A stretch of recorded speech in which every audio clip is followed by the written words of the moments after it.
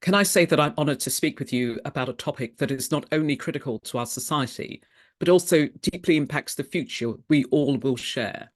And that is a fundamental right, the freedom to access justice. But before I do, please allow me to share a few words about myself and my incredible journey and contribution to leading one of the world's largest bodies of lawyers. In March 2021, after 4 attempts, I took my place in history, breaking barriers and becoming the first person of colour president of the Law Society of England and Wales. And of course, the Law Society is the representative body for over 200,000 solicitors in England and Wales. And it had always been my dream to enter the legal profession as early as I can remember. I grew up surrounded by the sounds of injustices, as I saw people across the globe and domestically struggling to enforce or even access their rights. But from the offset, I knew what I wanted to achieve as president. And of course, there were my specific presidential commitments, such as increasing access to justice, upholding the rule of law, and increasing diversity within the profession. But my one overarching aim was to use my leadership position to leave the profession more diverse and inclusive than the one I entered, to get out there and to raise awareness of the law and legal rights, to increase legal literacy among the public. After all, legal rights mean absolutely nothing if you don't know what your rights are and you don't even know when those rights are being taken away. So it's fair to say that my time in office was eventful, to put it mildly. During my 19 months in office, I served under 2 prime ministers, 3 Lord Chancellors, 2 monarchs, 3 CEOs of the Law Society, and over 70 ministerial resignations. I had to lead the profession through a number of once-in-a-lifetime crises, such as the tail end of Brexit, a global pandemic, a complete change in working, the withdrawal in Afghanistan, the war in Ukraine, the cost of living crisis, and the death of Her Majesty the Queen. And for so much of my tenure, the focus was on keeping the ship steady and stable through those choppy waters. But I was determined to make a difference, to leave a lasting legacy of change, to be judged by the content of my character, my words, and my actions, and not by the colour of my skin or my background. And I refused to be defined by labels that others chose to attach to me. Instead, I led with intention and purpose, with a sprinkling of determination, resilience, and strength. How I went from a council estate to become president and one of the most influential and exceptional leaders of our time. So we find ourselves in the year 2100, where justice is accessible to all. Our justice system is effective and functional, with no court backlogs, no delays or creaking courts. Our society is blind to socio-economic status, race, gender, disability, sexuality, religion, or any divisive or discriminatory factors. However, the sheer reality is that we are in 2024, where the scales of justice are often tipped by the weight of privilege, and our legal infrastructure is in need of CPR, leaving many without the means to access their fundamental rights. And access to justice is the cornerstone of any fair and just society.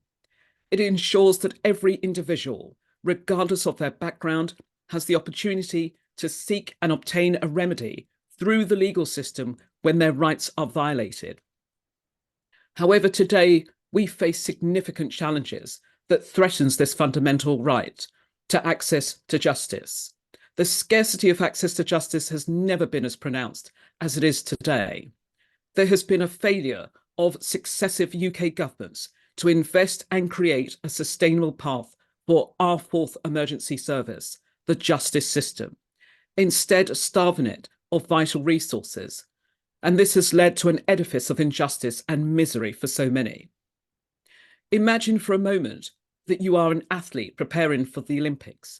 You train tirelessly, dedicate years of your life, and invest all of your energy with a single goal in mind. Now imagine being told that the event that you've been preparing for has been postponed indefinitely, leaving you in a state of uncertainty and frustration. And this is similar to what many individuals experience when they are entangled in a justice system plagued by delays and inefficiencies.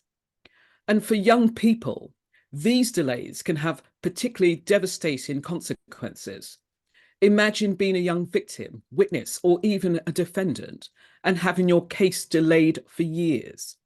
The wait can be agonizing. As memories fade, evidence may become less reliable, and the emotional toll can be immense.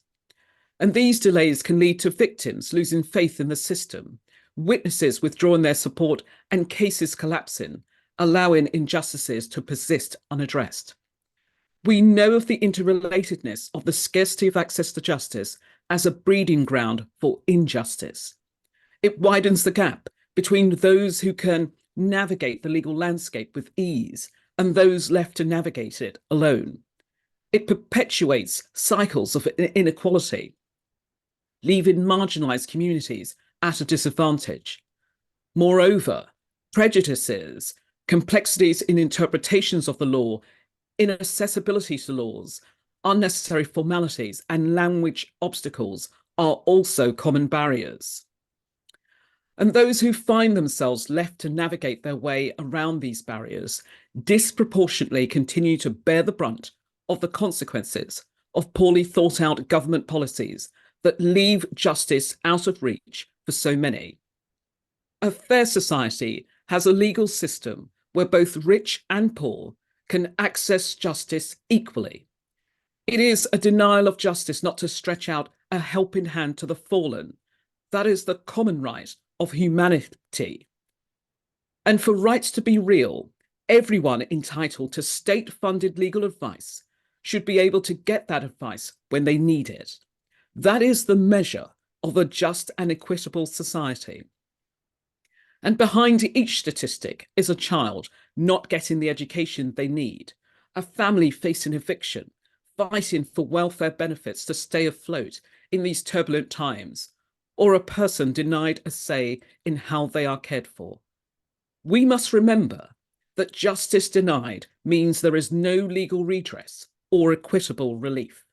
There is no remedy at all. And to borrow the words of Eleanor Roosevelt, justice cannot be for one side alone, but must be for both.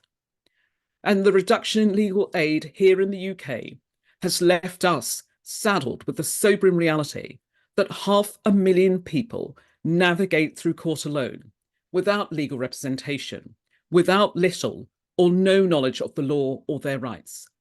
And this isn't just a statistic. It represents individuals facing complex legal challenges without the support they deserve. And in these times of difficult economic circumstances and political turbulence, I call upon our politicians of every stripe to not forget the justice system and the desperate injection of funds it too requires, and a reimagining of the services it should provide. Profound solutions are needed. A new approach is needed to address the structural issues of the justice system, to fix the deficiencies in the system. We must be more innovative and make greater use of emerging technology and greater use of dispute resolution. The justice system must work for everyone and not just a select few. It was Francis Bacon who stated, "If we do not maintain justice, justice will not maintain us." And the consequences are not only legal, but permeate every facet of an individual's life. Imagine being arrested and held in detention indefinitely with no release date, without access to legal advice or representation. Imagine being denied universal health care because of who you are. These are two examples of how your rights can be interfered with. And these examples are even starker when there is no forum, no court, and no justice system to come to your aid. Imagine. The implications extend beyond the individual to every fabric of our society. A just society is one where the rule of law prevails, where individuals can trust in the system to protect their rights and administer justice impartially and fairly. And when access to justice is scarce, that trust erodes and the social contract frays at the edges. Because access to justice is not a mere legal principle, it's a profound commitment to ensuring that every voice is heard, every grievance is acknowledged, and every individual, irrespective of background, finds solace in the embrace of a fair, independent, impartial, fully functioning and effective justice system, and in turn, empowering others, amplifying unheard voices, and dismantling barriers seen and unseen that hinder individuals from being treated impartially, fairly, properly, and reasonably. And the reality is the failure to invest and sustain justice has received little or no attention from the public or media. And I'm constantly told the public and media are not interested, that there are no votes in the justice system.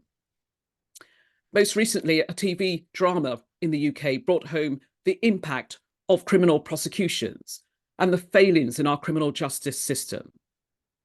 The British public's interests needs to be stirred and has been stirred of late. But we must address how we remove inequality, which acts as a major barrier to access to justice. Equality and access to justice can be improved in a number of ways, including through public legal education, helping the public to understand their rights.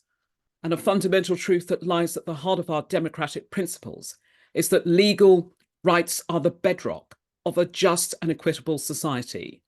But these rights are rendered defenceless in the face of potential infringements if access to justice is not there for each and every one of us. And so I end with the words of Benjamin Franklin. Justice will not be served until those who are unaffected are as outraged as those who are. Our obligation is to stay awake and to never give up in our demand for access to justice. Thank you.